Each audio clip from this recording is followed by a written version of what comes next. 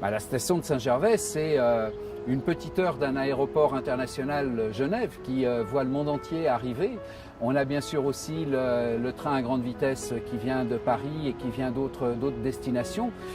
Et puis par l'autoroute, c'est très simple. L'autoroute arrive à Saint-Gervais, donc qu'on soit en voiture, en train, en avion, on arrive très facilement à Saint-Gervais et très rapidement. Alors on vient à Saint-Gervais déjà parce qu'on est au pays du Mont-Blanc, au pied d'une montagne qui est majestueuse, magnifique et qui attire bien sûr bon nombre de touristes toute l'année.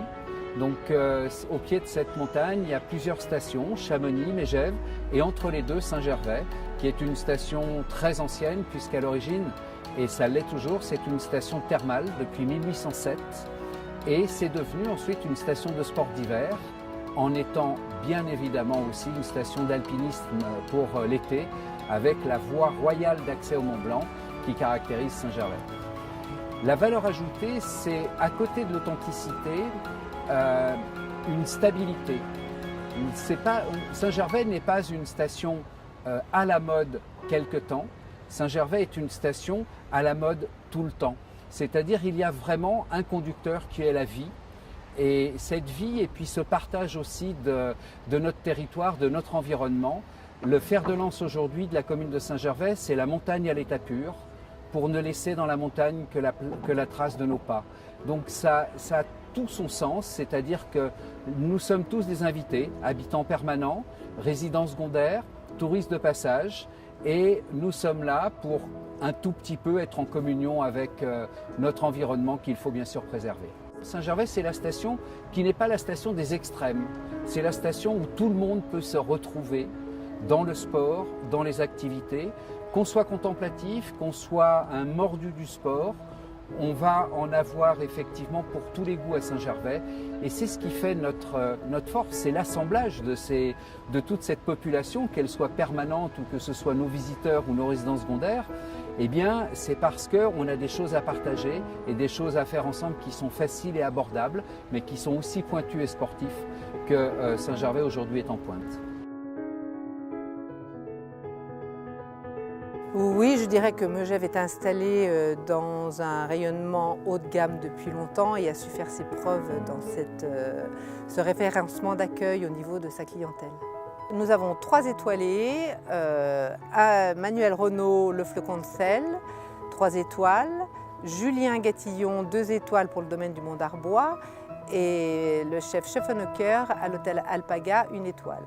Effectivement, avec 6 étoiles, nous avons aujourd'hui une grande notoriété gastronomique. Je pense qu'aujourd'hui, ce qui fait l'attractivité de Megève, c'est le cachet et l'authenticité d'un village que l'on a su préserver avec une multitude d'activités, d'accueil pour une clientèle variée qui trouve tout le confort et toute l'attractivité qu'elle peut rencontrer à Megève, que ce soit pour les personnes haut de gamme qui recherchent un hébergement de qualité et des prestations de qualité offertes dans tous nos domaines.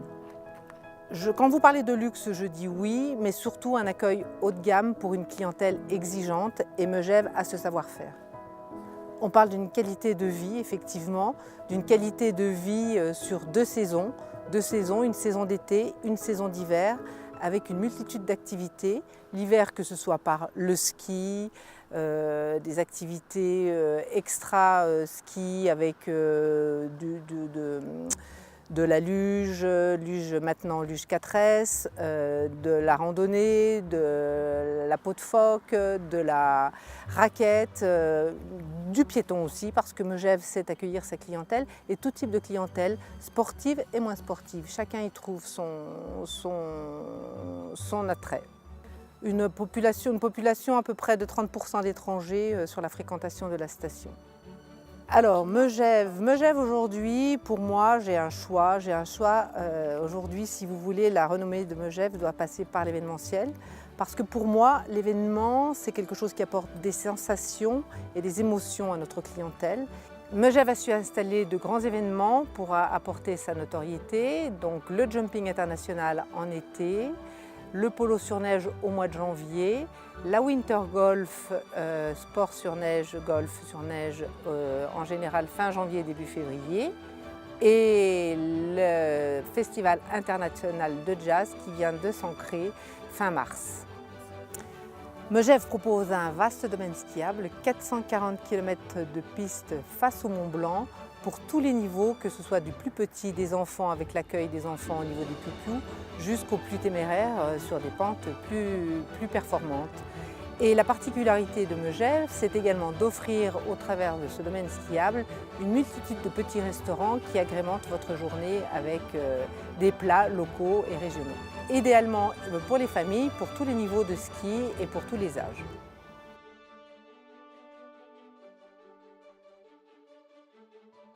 Alors je peux vous en dire plus et beaucoup plus, parce que quand on parle de la vallée de Chamonix, il y a énormément de choses à dire.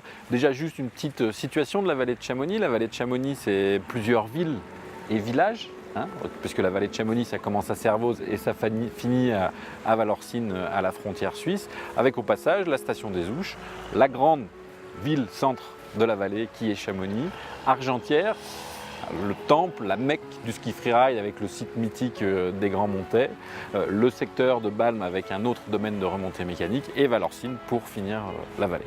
Donc voilà pour la petite situation géographique. Après, parler de la vallée de Chamonix en deux mots, c'est pas évident.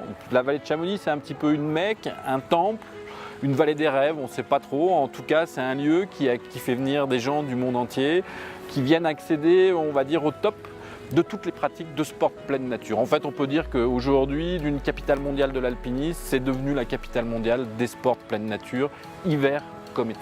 Alors la population de la vallée de Chamonix, c'est aussi ça, la vallée de Chamonix, puisqu'on est dans une vallée où les gens vivent à l'année. C'est un bassin de vie, c'est 13 000 habitants qui vivent à l'année, mais finalement c'est jamais 13 000 habitants, puisque la vallée de Chamonix, c'est 82 000 lits touristiques, et on a en permanence une fréquentation de gens qui viennent du monde entier.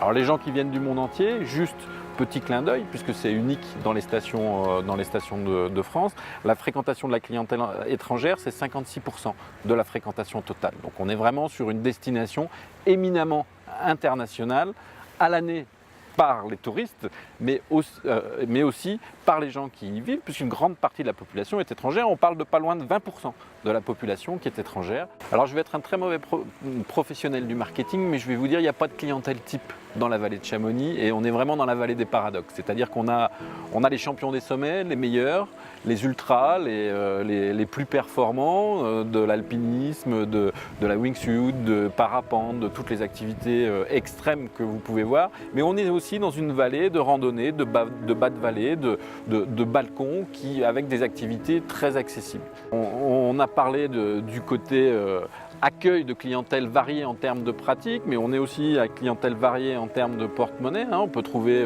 de l'auberge de jeunesse, on peut trouver de l'hôtel 4 étoiles, de l'hôtel 5 étoiles, du chalet luxe, de l'appartement studio très simple à louer. En termes de restauration, on passe aussi bien sur du fast-food que sur des chefs étoilés. La vallée de Chamonix, c'est une vallée des sports pleine nature, de bas en haut, pour tout le monde et pour toutes les clientèles du monde entier, j'insiste bien là-dessus. Tout est exceptionnel dans la vallée de Chamonix. On a parlé de vallée des rêves, mais j'ai envie de parler maintenant de vallée des merveilles, puisqu'on n'y voit que des choses uniques au monde. Accéder au Mont Blanc quand on monte à l'Aiguille du Midi et qu'on se retrouve dans la cage en verre du pas dans le vide, là on est dans de l'exceptionnel et on est dans du merveilleux. L'hiver, skier, quel que soit le domaine, en balcon sur le massif du Mont Blanc, c'est juste exceptionnel et c'est juste des images dont les gens se souviendront toute leur vie. Le golf de Chamonix, golf de montagne, plat, mais dans lequel on pratique le golf en visant des sommets, c'est quand même pas anodin et c'est quand même relativement unique dans le monde entier.